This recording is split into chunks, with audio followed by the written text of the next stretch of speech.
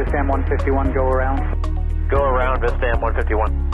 Vistam 151, heavy, thanks. The last departure lost the wheel on departure, so we're going to have to shut the runway down. So fly runway heading and maintain 3000. Roger, Vistam 151. Omnicon 7 heavy, we're going to have to... Welcome to Brasher Warning, the podcast that dives deep into aviation incidents with sharp analysis, insightful discussions, and just a touch of edge. If you're passionate about aviation and love a good post-incident breakdown, you're in the right place. Before we take off, be sure to subscribe, leave a review, and share with your crew. Let's get into it. Okay, so today we're tackling a tough one. The 2020 Calabasas helicopter crash. Kobe Bryant, his daughter, and 7 others lost their lives that day.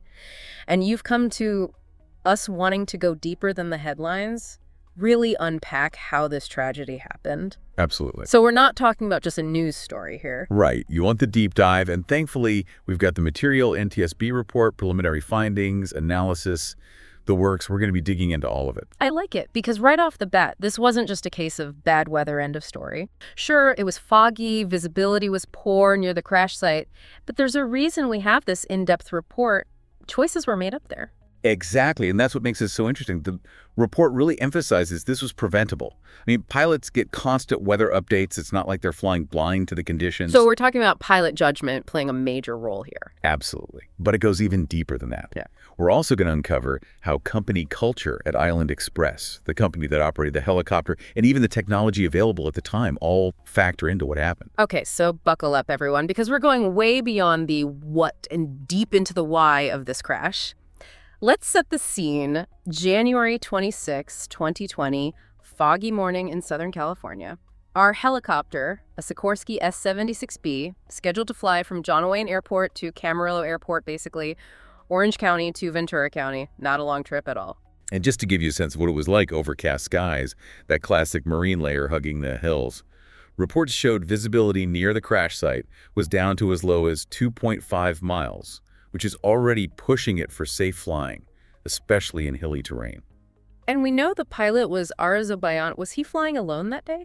He was not, no. He had 8 passengers on board, including Kobe and Gianna Bryant, along with 2 of Gianna's teammates. They were on their way to a youth basketball game. Okay, so you can imagine the kind of pressure there must have been to get those VIPs to their destination on time, even with iffy weather. Yeah. And that's something we're going to circle back to. Now, the flight initially seemed pretty normal, heading northwest. Crucially, they were flying under what's called Visual Flight Rules, VFR for short. Right, and think of it like driving your car. If you can see clearly, you feel confident, right? Right. But VFR means relying solely on what you can see outside the windshield. Or, in this case, out the helicopter's cockpit. Not ideal when you've got fog and haze to deal with. Especially in a helicopter, I imagine, where you need even more awareness of your surroundings than you do in a plane. Absolutely. So the pilot is choosing to rely on his vision, even though he's getting those weather updates telling him visibility is bad. Yeah, and this is where that human element kicks in. It's like that feeling we've all had is just a little fog, but up in the air, that kind of thinking, Yeah. well, Yeah. it can be a problem. Tragically, it was in this case. Because about 37 minutes into the flight, things took a turn. Literally. Yeah. Flying in and out of those cloudy layers, the pilot radios that he's climbing to get above the layers, trying to climb above the clouds. Okay, so was that a desperate move? Or was that standard procedure in this kind of situation? That is the million-dollar question and what makes this crash so fascinating. Right. We know, tragically, it was too late for a simple climb to solve things. And there's this chilling detail about that location. Add another layer to all this. Okay, I'm on the edge of my seat. What is it? So the area where the crash happened, it's notorious for what's called a microclimate effect. Okay. Imagine like a pocket of fog that's way denser than the surrounding areas, like running into a wall you didn't expect. Mm-hmm. And this particular spot was known to have really unpredictable fog conditions. So you've got a pilot potentially feeling the pressure, choosing to fly visually in iffy conditions, heading into an area known for sudden fog banks, and deciding to climb. This is where I start to think what was going on in his head. Okay. All right, so we've got this helicopter climbing into thick, unpredictable fog, and this is where the report suggests things inside the cockpit go from bad to worse. And it all comes down to this really terrifying phenomenon, spatial disorientation. Now, I've heard pilots talk about this, but I've never really understood what it means. It's not just being lost, right? No, not at all. Imagine this. You're in a car, but suddenly the windshield is completely white. You can't see the road. You can't see the horizon. Nothing. Your brain has 0 reference points. That's kind of what it's like for a pilot in a cloud, especially in a helicopter where you're closer to the ground. Changes are happening faster. So you're flying blind in a sense, but even worse because your brain is getting tricked. Exactly. Your inner ear, which controls your balance, starts sending like these mixed signals to your brain when you can't see clearly. Oh. Like your body's telling you one thing, hey, we're level, but the instruments are saying something totally different. That's spatial disorientation. And in this case, the NTSB report specifically points to an illusion called the leans. What's that all about? So that's a really common one, particularly in situations like this. Imagine being in a prolonged turn, even a slight one. Your body kind of adapts to that feeling of tilt, right? But when you come out of a turn, your inner ear might still think you're leaning, even if you're flying straight. Okay, that's seriously messing with my mind, just picturing it. So in this rapidly changing environment with terrible visibility, it's very likely our pilot was experiencing some degree of this spatial disorientation. Highly likely. And remember, Right. he's still climbing at this point, trying to get above those clouds. We don't have the black box data. Apparently, it wasn't required on this type of helicopter, but based on radar tracking and the wreckage analysis. Yeah, the picture becomes pretty clear. The helicopter entered this steep left turn while descending rapidly. There's even radio communication from the pilot saying he's climbing to 4,000 feet. When he was actually doing the opposite? Exactly. A clear sign that spatial disorientation had set in and he was no longer in control of the aircraft. Moments later, the helicopter crashed into the hillside. It's just heartbreaking. And as we dissect all this, I keep coming back to the pilot's mindset. I mean, we talked about the pressure of flying a VIP client, but was there anything else going on that might have influenced his decisions? Well, while the NTSB report didn't find evidence of external pressure from the company or Kobe Bryant himself to fly in those conditions, there's this other human factor at play here that's important to understand. It's called planned continuation bias. Sounds intriguing. Break it down for us. Okay, so think about a time you were so close to finishing a project or reaching a goal, even if obstacles popped up. You've already invested so much time and effort, you just want to push through, right? It's that, I've come this far, I can make it work mentality. Oh, I know that feeling all too well. But in the air, that could be deadly. Exactly. And the NTSB report kind of hints at this being a factor. The pilot was known for accommodating his clients, going the extra mile. It's possible that combined with this very typical planned continuation bias we all experience, he felt compelled to complete the flight despite the risky conditions. So it's this tragic combination. The pressure to perform, the inherent human bias to push through, and then this terrifying phenomenon of spatial disorientation taking over. Yeah. And let's not forget the lack of a more robust safety net. While the pilot bears the responsibility for his choices, we also have to look at Island Express, the company operating the helicopter, right? Because every organization has a culture, procedures, standards. How did those play into the story? Okay, so we've got this perfect storm of human factors, pressure, bias, disorientation, but then there's the company itself, Island Express. What kind of safety practices did they have in place? Well, here's the thing.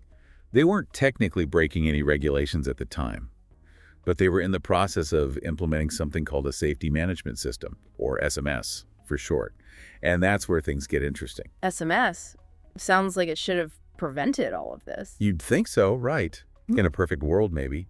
Think of an SMS like a company-wide approach to safety. You're analyzing risks, you've got training protocols, consistent oversight.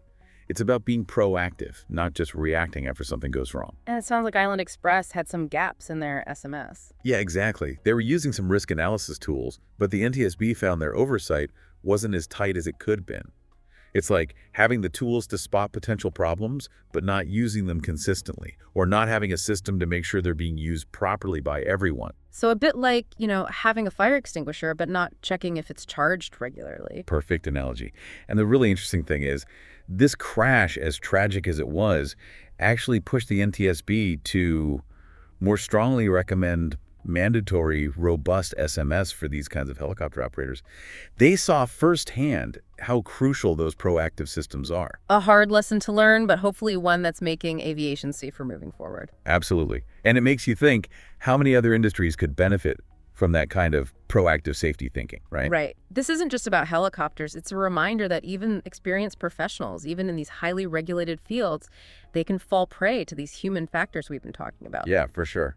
And that brings us to a really crucial takeaway for anyone listening: the limitations of technology. Remember how we don't have black box data for this crash? That's not uncommon even today.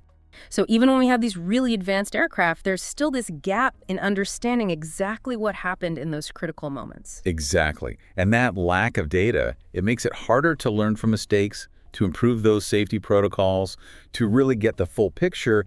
It's a reminder that technology is only as good as how we use it. Absolutely. Okay, so we've covered a ton of ground here, from the foggy weather to the pilot's choices, spatial disorientation, company culture, even the technology itself. But before we wrap up, what's the NTSB's final word on the cause of this crash? They're very clear on this. The probable cause was the pilot's decision to fly under visual flight rules into those instrument conditions, basically flying into clouds when he should have been relying on instruments. Yeah. That led to the spatial disorientation and ultimately the loss of control. And while we can't discount those contributing factors we talked about, the pressure, that plane continuation bias, the gaps in the company's safety net, it ultimately comes down to the pilot's decisions in those final moments. Yeah, it really does. And it's a stark reminder that even with all the advancements in aviation, the human element is still the most critical and sometimes the most unpredictable. Couldn't agree more. This has been a heavy one, but really eye-opening. We went beyond the headlines, dug deep into those human factors, the company practices, the tech limitations, all to understand not just what happened that day, but why. And hopefully it prompts some reflection, whether you're a pilot, a CEO, or just navigating everyday life, those cognitive biases, that pressure to push through, those gaps and safety nets, they exist everywhere. And recognizing them, well, it could be the difference between a close call and a tragedy. Couldn't have said it better myself. That's the kind of deep dive that stays with you long after the episode's over. For anyone wanting to explore further, we'll have links to the NTSB report and some additional resources on our website. Until next time, everyone, fly safe. Thanks for tuning in to Brasher Warning. If you enjoyed this episode, make sure to subscribe so you never miss a flight with us. We'd love to hear your thoughts. Drop a comment or review, and don't forget to share the podcast with your fellow aviation enthusiasts. Until next time, stay sharp, stay safe, and keep soaring.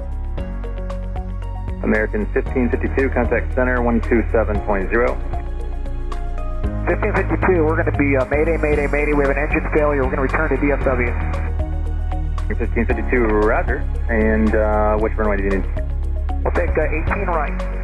Roger, American 1552, turn right heading 020, descend and maintain 8,000.